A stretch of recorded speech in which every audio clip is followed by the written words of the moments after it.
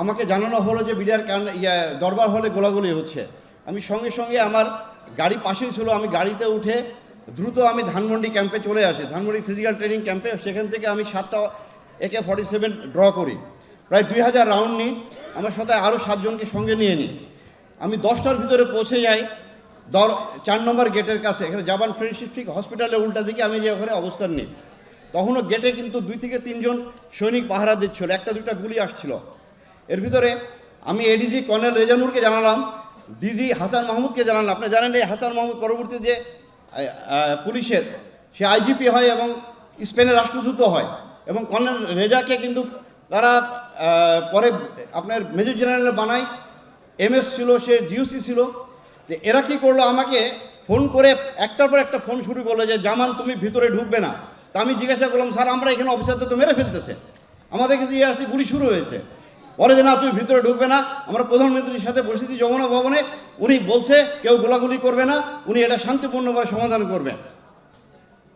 BDR হত্যাকাণ্ড কোনো হত্যাকাণ্ড ছিল, এটা পরিকল্পিত একটি হত্যাকাণ্ড ছিল, যেখানে শেখ হাসিনা সরাসরি জড়িত, এবং তার নানক মির্জা আজম তাপস প্রত্যেককে। আমি কয়েকটা ছোট্ট ছোট্ট ঘটনা বলি। সারাটা দিন আমাদেরকে ঢুকতে দিল না, সেনাবাহিনী আসলো, এসে আমার কাছে, তখন মেজর ওয়াকার ওয়াইসি ছিলেন 17 ব্যাঙ্গালোর, এখন বর্তমান সেনাপ্রধান। উনি একটা কোম্পানি নিয়ে আসলেন, আমাকে বলে জামান এখানে কি করব। আমি বলি স্যার আপনাকে কি বলেছে? বলে যে না আমাকে তো ভিতরে ঢুকতে নিষেধ করছে। তো বলেছে স্যার তাহলে তো আসলেন কেন আপনারা? কেউ যদি ভিতরে না ঢুকি তো ওনারা খালি হাতে যুদ্ধ করবে। এর ভিতরে কর্নেল গুলজার আমাকে ফোন দিল 10টার দিকে, 10:15টার দিকে, জামান তুই কোথায়, তুই তাড়াতাড়ি আমাকে বাঁচা, এরা এখন অর্গানাইজ না। আমি বলি স্যার আমি এসে গেছি স্যার, আমাদের ঢুকতে দিচ্ছে না। কর্নেল এমদাদ, আপনারা জানেন, one of the best commando of Bangladesh, 500 জাম করেছিলেন উনি, ওনার জানে ভয় করে কিছু ছিল না। এই কর্নেল এমদাদ আমার জামান তুই একটা প্লাটুন নিয়ে ভিতরে আয়। আমি শাউট করতেছি কর্নেল রেজার সাথে যে স্যার আপনি যমুনা ভবন রাখেন, আমাদেরকে ভিতরে ঢুকতে দেন। আমার 5 নম্বর গেটে মেজর আমিন আছে, আমি এখানে আছি, প্রায় 150 আমার সঙ্গে র্যাবের সদস্যরা আছে, প্রত্যেকে আমরা আর্মড আছি, ঢুকতে দেয় না। বারবার খালি বলে ঢুকবো না কেউ, তোমরা ঢুকবো না কেউ, আমরা দেখতেছি।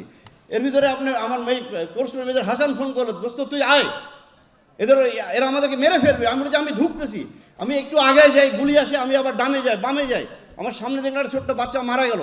এরপরও আমরা ওখান থেকে ছুটে আসতে চাই না। সারাটা দিন আমাদের সাথে এভাবে খেললো। এর ভিতরে 1:30টার দিকে দেখি আপনার এই মির্জা আজম, নানক, মাহবুবারা গিনি MP, মুস্তাক আহমেদ রুহি MP, ওয়ারেস হোসেন বেলাল, এদেরকে আমি একটা মুহূর্তের জন্য ভুলতে পারি না। আমার ইচ্ছে হচ্ছে গুলি করে হত্যা করি ওদেরকে। ওরা দেখি পতাকা হাতে করে ওখানে যাচ্ছে, যে তারা ওদেরকে বের করে প্রাইম মিনিস্টারের কাছে নিয়ে গেল। পরে শুনি তাদের নাকি বিরিয়ানি খাইয়েছে। রাত্রি 8টা থেকে 9টার দিকে আপনার যে ঘটনা ঘটলো, হঠাৎ দেখি আপনার মির্জা আজমকে নিয়ে ভিতরে ঢুকলো সাহারা খাতুন।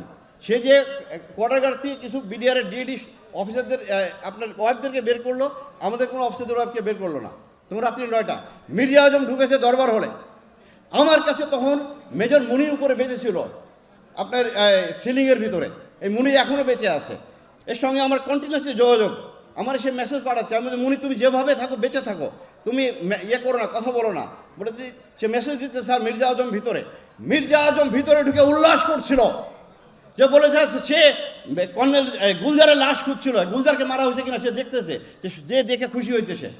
কারণ এই কর্নেল গুলজার আমরা প্রায় 200-র ঊর্ধ্বে JMB-কে গ্রেপ্তার করি। আমি সেই 2005, 6, 7, 8 সালে র্যাবের CO ছিলাম। আমরা ওই শাহেক আব্দুর রহমান কর্নেল গুলজার গ্রেপ্তার করে, পরে সে ওখান থেকে বের হয়ে আসে। আমি যখন রাত্রি প্রায় 10টার দিকে যখন দ্বিতীয় দিন 26 তারিখে ভিতরে ঢোকার চেষ্টা করতেছিলাম, ঢুকতে দেয় না। এরপরে আমি নিরস্ত্র অবস্থায় আমি মেজর রাজন এবং আপনার মেজর ফয়সালকে নিয়ে তারপর জোর করে ভিতরে ঢুকে আমি যখন প্রথমে আমি চলে যাই, তখন রাত্রি বাজে 9টা, 26 তারিখ। ডিজির বাসায় যেয়ে ঢুকে দেখি রক্তাক্ত সব জায়গা, পিন ড্রপ সাইলেন্স। তো আমি ভিতরে দোতলায় ঢুকে যখন ডিজির বেডরুমে ঢুকতে গেলাম, আমার পায়ের সঙ্গে একটা লাশ লাগলো। আমি ধরে নিয়েছিলাম হয়তো ডিজির ওয়াইফ কেউ হবে, পরে দেখি এটা কর্নেল দেলোয়ার। তো এই যে আপনার পুরো জিনিসটা, পরের দিন যখন আমি ইন্টারোগেশন শুরু করলাম, এই 2-3 দিন পরে ইন্টারোগেশনে যে আমি সুবেদার তোরাব আলীকে ধরলাম। এই সুবেদার মেজর তোরাব আলী কে ছিল? লেদার লিটনের ভাইস শীর্ষ সন্ত্রাসী, আওয়ামী লীগের হাজারীবাগের নেতা। তোরাব আলীর মোবাইলে আমি প্রায় 42টা কল পেয়েছি, যেখানে সে ইন্ডিয়ার সাথে যোগাযোগ করতেছে। এই কলগুলো আমাদেরকে বের করতে দিল না। আমি কাজলকে ধরলাম, কাজলের মোবাইল কম্পিউটারে আমি পেয়েছি পুরো নকশা কিলিংয়ের। এই কাজল তোরাব আলী, আমি সিপাই হাবিবকে ধরে যখন ইন্টারভিউ করি, তার পকেটে আমি পেলাম তাপসের ভিজিটিং কার্ড। আমি তাকে জিজ্ঞাসা করলাম তাপস কি করতে আসতো, বলে স্যার উনি মাঝে মাঝে আমাদের ক্যান্টিনে আসতো। একজন এমপি কীভাবে ক্যান্টিনে আসে, কার অনুমতি আসতো? পুরাটা প্ল্যান গেম ছিল, তারা এই কিলিংটা করলো। কিন্তু আমাকে 11 দিনের মাথায় ইন্টারোগেশন বন্ধ করে আমাকে পোস্টিং করে দিয়ে ডিজিএফআই এমআই থেকে বলা হলো তুমি যদি পরবর্তীতে কথা বল তোমাকে অ্যারেস্ট করা হবে। পর 12 সালে আমাকে আপনার অবসরের জন্য চিঠি ধরিয়ে দিলে যে তুমি বাড়ি চলে যেতে পারো। এই পুরা কিলিংটা আপনি একটা পুরো অর্কেস্ট্রেট কিলিং। এই কিলিংয়ের সাথে শুধু এরা না, আমাদের প্রতিবেশীও জড়িত আছে। আমি বিশ্বাস করি বর্তমান বিডিআর কমিশন এরা উদ্ধার করবে, না করলে আমাদেরকে করতে হবে ভবিষ্যতে, যদি আমাদেরকে রাষ্ট্র ক্ষমতায় যদি